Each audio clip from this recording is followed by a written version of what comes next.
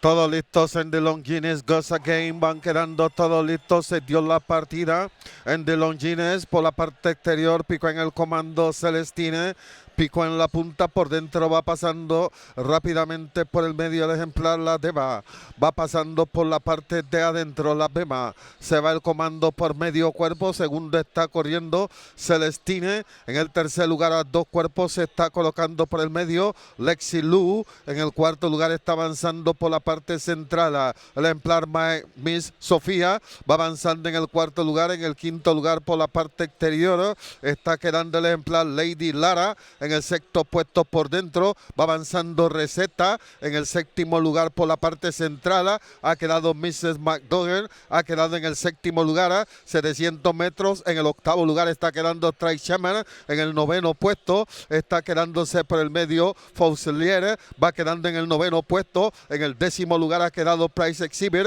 en el undécimo puesto está avanzando Inexcuse, en el duodécimo lugar ha quedado Reinda Abataria, en el último lugar ha quedado el Torrillo Tapitri, ha quedado en la última posición, el comando lo mantiene, la Berma mantiene una cabeza en el comando, Celestina va pasando por la parte del medio, el comando lo va dominando por el medio Celestina, ha dominado el comando con Junior Alvarado, ha botado Celestine con 2, 3, 4, 5 cuerpos, Junior Alvarado con Celestine, se está ganando de Longines, fácil, segundo está finalizando, Recepta, tercero se mete al final, Mrs. McDougall.